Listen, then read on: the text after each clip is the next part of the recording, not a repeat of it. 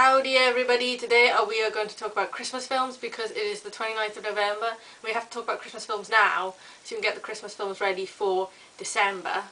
And I have put on a jaunty hat because I come across as quite pale in these videos and I wanted to put some colour and festivity into proceedings. First film, classics on video, so it shows how long I've had them. We're going to talk about kids films first, Home Alone films. You don't need me to hype up Home Alone films, do you? Because fact is, it was a very important part of my childhood and it's a very important part of other people's childhood, I think. I even numbered these, that's how precious I was about my videos when I was a kid.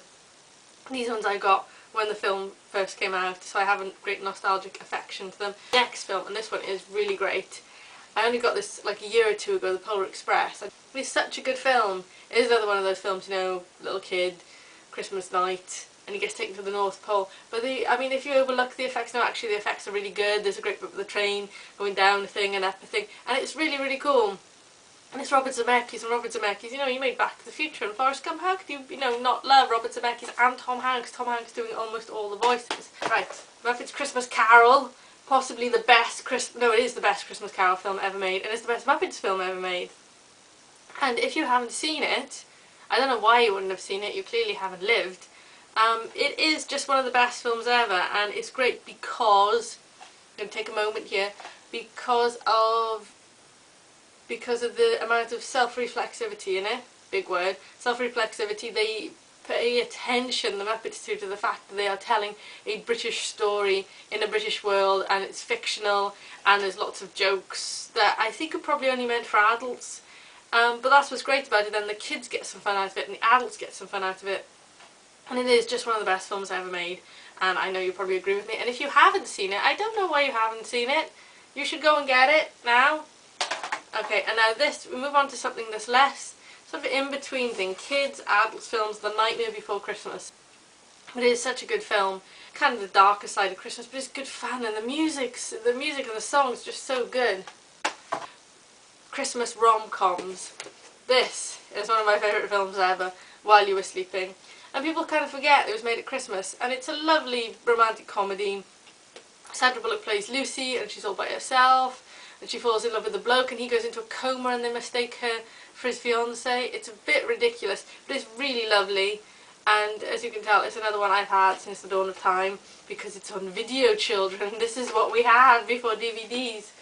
Another rom-com I want to talk about that people aren't a big fan of, but it is a great film. It is a great film. It's not great filmmaking, it's great fun. Love Actually.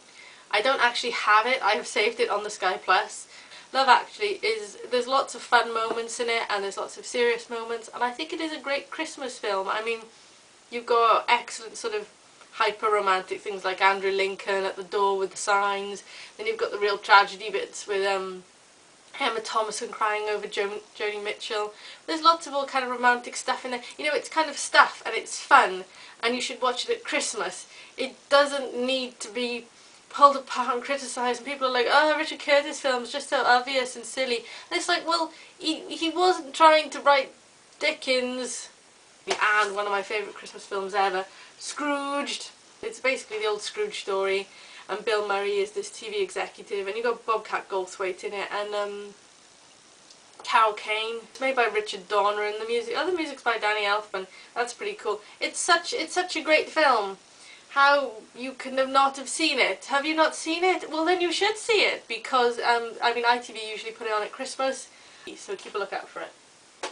Now we move on to the classics, of which I don't have proper props for this. I don't have White Christmas. I have on video, and White Christmas is one of the really great Christmas films, one of the really great musicals, if you overlook the fact that, you know, it's kind of like backstories to the actors, and when you know them in hindsight you're like, yeah, that film doesn't cheer me up so much anymore. But it is a fantastic film, and White Christmas, you must have seen White Christmas. Have you not seen White Christmas? Yeah, Bing Crosby and Rosemary Clooney, and Danny, whose name I can't remember, and the other lady, and they're in a hotel, and they're singing, and there's dancing, but there's lots of, you know, there's snow, and there's Christmassiness, and all stuff like that. But the best classic Christmas film ever, if you just don't pay attention to that bit. It's a Wonderful Life was made by Frank Capra and it has James Stewart in it. And everybody in America has seen it. They put it on all the time as far as I know. Well, not all the time, but every Christmas they put it on anyway. And it's about George Bailey, and he spends his whole life having all these kind of he wants to go on adventures and he has these ideas and he's not scared to do it. He's prepared to go out there. But the problem is the people in his town and his family, they don't hold him back, but they always need his help. So he always puts himself out for other people. And so it comes to the end of the film and he thinks he's let everybody down and he goes to kill himself. And an angel comes and shows him what his life would have been like if, what life would have been like for everybody else if he hadn't been around. It's really one of the best it's the best Christmas film ever made, and it's one of the best films ever made, and I really wish you'd go and watch it. It's a Wonderful Life, remember that. Right, now if you want something kind of alternative Christmas films and you're not up for sort of the cheeriness, great alternative Christmas film is Go. Go, people forget, actually Go is just a great film of itself. But it's a great Christmas film because it's all the stuff that kind of happens around Christmas for the people who aren't sitting down with their families. I mean, it's a bit sort of depressing in a way. I don't know why Katie Holmes has a big picture on it because she was in Dawson's Creek at the time, I suppose. But Timothy Olyphant's in it and Sarah Polley, and it's just really cool. And it's really funny. And Empire gave it 4 stars. Go see it, says Total Film. Another great alternative Christmas film, probably one of the best Christmas films, one of the best films ever made, is Gremlins. I don't know why I have this as part of the pack, but Gremlins, people don't forget how great Gremlins is, people forget that it's a Christmas film. And it's really one of the best Christmas films ever, because it's one thing doing a film about Christmas, but then about something else and Christmas. It's just so much cooler.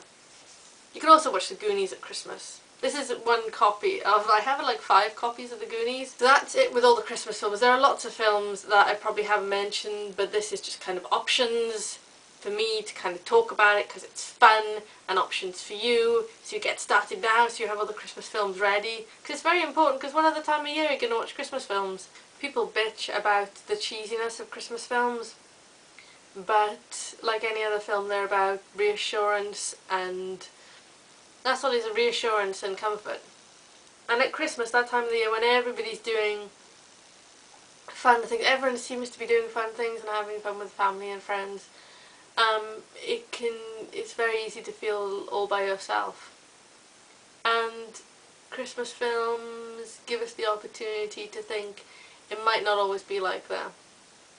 Yeah, sure, they use kind of over the top of the ideas, they use Santa and everything, but I like them.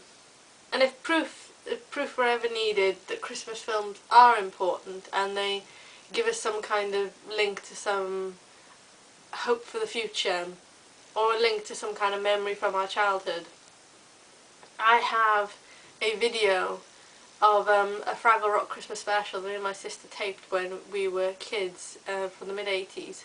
And the video is still going strong. Like parts of it have broken off and this, that and the other.